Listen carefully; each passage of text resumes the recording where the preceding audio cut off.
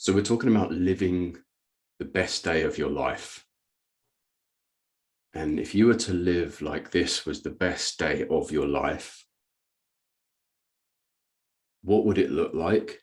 And how, as importantly, if not more importantly, how would you be if you were to live the best day of your life? What would it look like and how would you be? How would you be different? If you right now awoke to the idea or were aware of this idea of, I am creating today to be the best day of my life, what would change? If you were aware of that, if that was an intention, if that was a deliberate creation, what would be different? How would you be different? What would you say yes to? What would you say no to? What would you not tolerate anymore? What would you be willing to tolerate more of? Perhaps you'd be willing to be more afraid to take more risks. Perhaps you would say no to things that just don't serve you anymore and you don't want in your life anymore.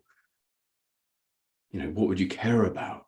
What wouldn't you care about? And what would be different? This came from a client. This audio came from a client share with me this morning when I got up. And he's a fellow coach who I'm working with to help him build his practice. He's a phenomenal man. So our work is around being present, creating himself, creating an identity that matches the desires that he has for his life. I'm going to dive a bit more into that in a minute, but essentially that's our work. To be honest, that's the majority of my work as a coach. And he said to me he'd had some rejection in his business. So he'd had some people say no to working with him. And he said to me, the exact words were, I'm trying hard not to feel sorry for myself. I'm trying hard not to feel sorry for myself. There are times in life, I think, for me, I'm sure for you listening, that we have experiences where we're just hard on ourselves, where we try not to be, but we are being hard on ourselves. Life feels a bit difficult. Life feels challenging. It feels like life's against us, like it's pushing back and there's some resistance.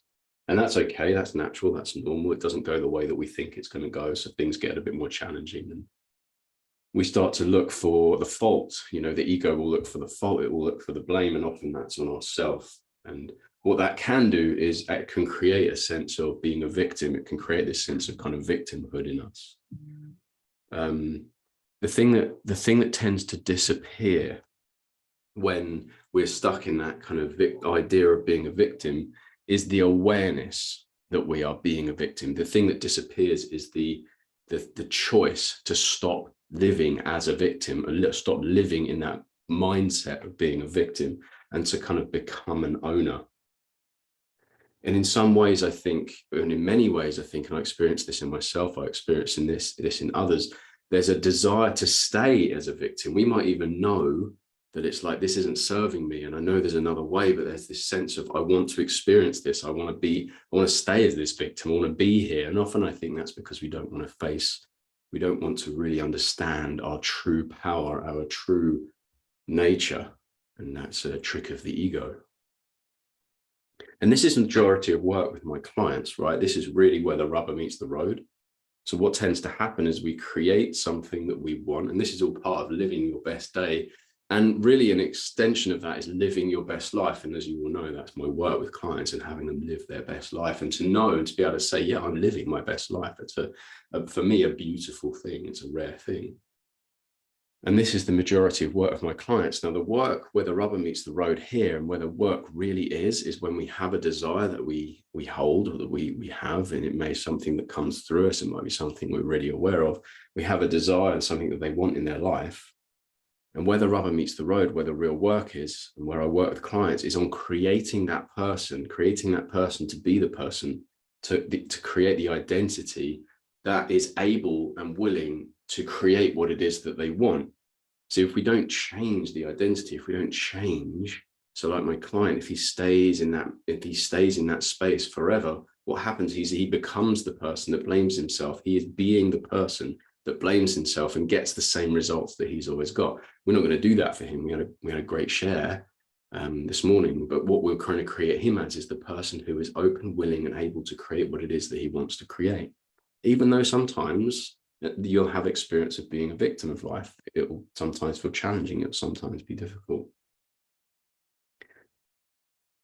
And when we're stuck in that kind of victim place, we miss and we become unaware. This is what I want to draw your attention to. When we are unaware of something, when we're unaware that there's a choice that I can create myself to be whoever I want to be in this moment to get what it is that I want. If we're unaware of that, we innocently, if we're not aware of it, it's innocent, right? That's one of the things that I want to make you really aware of. Like, there's an innocence to this. If I am unaware that I have choice in this moment, I innocently keep doing what I've always done, and the identity doesn't shift.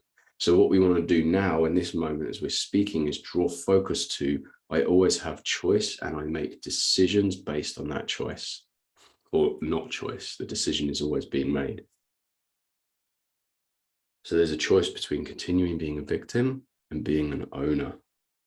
It doesn't always feel easy, of course, but it is simple. And that's where we want to be looking. That's why this live and this audio is here, to have you look at, where does the rubber really meet the road? Where is it that it goes? Where is it that your life goes from like possibility and knowing what it is that you want to not feeling like you can have it? That's where we want to be looking. That's where we need to be looking. That's where we recreate you as the person who can have what they want. Sometimes that involves being uncomfortable. It involves creating comfort with discomfort. It might be you've got to relate differently to your fears, to your worries, to your insecurities. It might mean you've got to let go and be really willing to give people the freedom to think that you're not good enough, to think that, you know, you're different and that you might be crazy for doing what it is that you're doing. I know I had that as I was growing my business. So my invitation to you is to consider, if this was the best day of your life,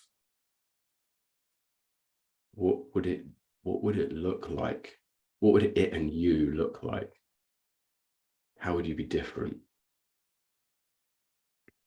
And this is what I wanted to share, you know, to share this with a wider audience. You know, this is the piece here for me that I'm about to share. The most important thing I can really ever say to someone, I think, in my work and in my life, is to draw attention to, right? And this is the piece. It's like drawing attention to, being aware. Are you living your best life? Are you excited by life? Are you enjoying your life? Or are you holding back and you're feeling stuck and you're living in resistance? I really want to draw attention to that, because it's that awareness that has choice appear. It has the energy of choice appear, and then we can direct that energy wherever we want to direct it consciously. Otherwise, we have this energy and it just habitually recreates itself one day after another, and every day looks the same. So the question is, where do you want to redirect that energy? If you have an awareness of, no, I'm not happy in where my life is at, what is it that I want to be different? We then have insight and ideas around where to direct that energy. We get to interrupt the pattern and just decide how your life will be different.